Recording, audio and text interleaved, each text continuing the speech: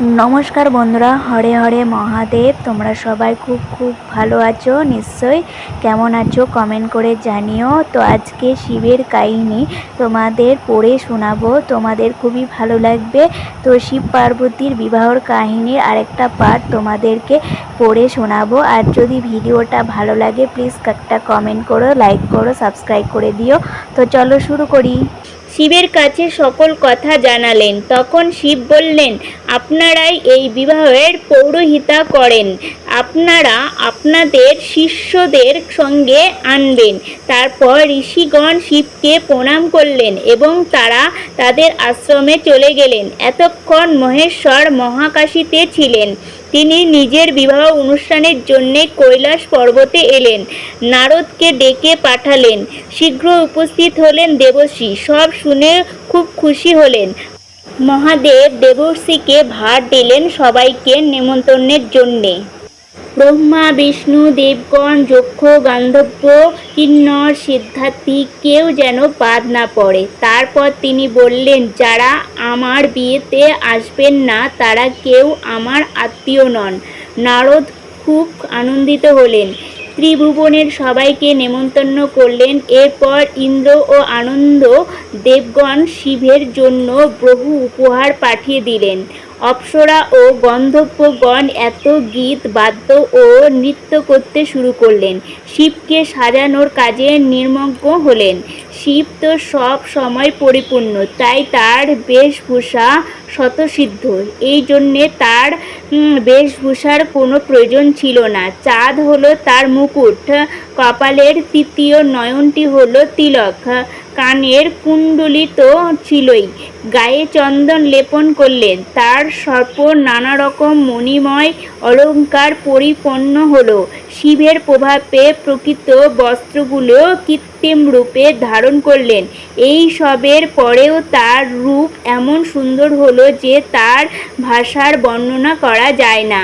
শিবের অনুচরণ নানা রকম সাজসজ্জা করলেন ও বাদ্য বাজাতে লাগলেন। শিবের বিয়েতে বরযাত্রী হবার জন্যে ব্রহ্মা, বিষ্ণু প্রমুখ দেবগণ আর সকল ঋষিগণ কৈলাসে হাজির হলেন।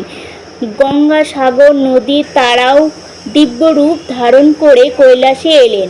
গান্ধর্ব, চারণ, সিদ্ধ, কিন্নর, যক্ষ সকলেই আজ খুব আনন্দ। সকলেই অপূর্ব পোশাক পরে এসেছেন।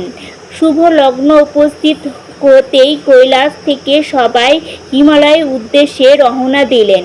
শিব দেবতাদের আগে আগে যেতে বললেন। তখন বিভিন্ন রকমের বাদ্য বাজনা, নানা ধরনের আতশবাজি পরানোর এত হলেন যে সত্যি একটি অপূর্ব দৃশ্য।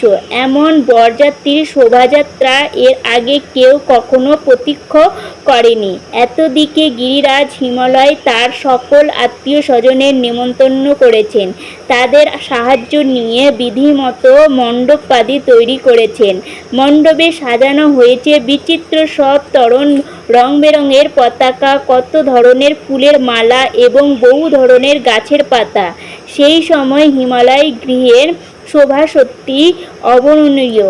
গিরিরাজ কন্যা উমাকে সম্প্রদানের জন্যে স্নান করানো হলো। তাকে নানা অলঙ্কার সজ্জিত করা হলো। সব আয়োজনের শেষে ভূত ও গন্ধমাদন হয়ে গেলেন শিবকে আনতে। শিবের প্রতীক্ষাই করলেন গিরিরাজ ও তার আত্মীয় স্বজনেরা। এমন সময় দেবাদেবে তার সকল বরযাত্রীদের নিয়ে গিরিরাজের ভবনের কাছে এসে পৌঁছলেন। সেই মহাশব্দ শুনে গিরিরাজ নিজেকে ধন্য মনে করলেন এবং তিনি তার আত্মীয় স্বজনের নিয়ে আদর ও অবন্দনা জানাতে প্রাসাদের বাইরে শিবের কাছে উপস্থিত হলেন।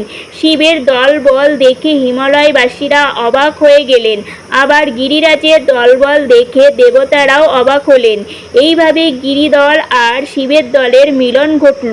বরযাত্রীরা দল ক্রমশই আসছে। যখন এগিয়ে যায় প্রায় গিরিরাজের গৃহের কাছে উপস্থিত, তখন গিরিরাজের পত্নী মেনকা নারদকে নিয়ে ছাদে দাঁড়ালেন। এটা দেখানোর জন্যে যে তার মেয়ে উমা, যাকে পাবার জন্যে এত তপস্যা করল, তিনি কত সুন্দর। শিব অন্তর্যামী, তিনি মেনকার অভিসন্ধি জানতে পেরে তার যাতে বুদ্ধিভ্রম হয় তেমন রূপ দেখলেন। মেনকা সুন্দর সাজে সজ্জিত দেবতাদের দেখে ভাবলেন শিব এদের অধিনায়ক, তাকে নিশ্চয় আরো সুন্দর দেখতে হবে। এই শোভাযাত্রার সামনে সামনে চলছেন গন্ধর্বগণ, তারা সকলে নানা অলঙ্কার সজ্জিত, তারা নানা রকম বাহন চড়ে আসছে, কত বাজনা বাজছে, নানা রকমের নৃত্য হচ্ছে। সেই গন্ধর্বদের নায়ক বিশ্বস্যকে দেখে মেনকা খুব খুশি মনে তাকে শিব ভাবতে লাগলেন। তখন নারদ বললেন, ইনি দেবতাদের একজন নায়ক। দেবর্ষির কথা শুনলেন মেনকা এবং ভাবলেন শিব নিশ্চয়ই এর থেকেও সুন্দর হবে। তারপর এলেন যজ্ঞের দল, তাদের অধিপতি কুবের।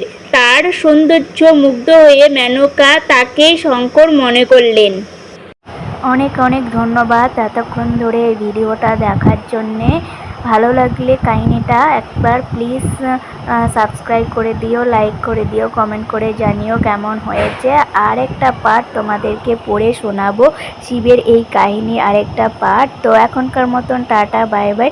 তোমরা সবাই খুব ভালো থেকো। হরে হরে মহাদেব। ওম নমঃ শিবায়।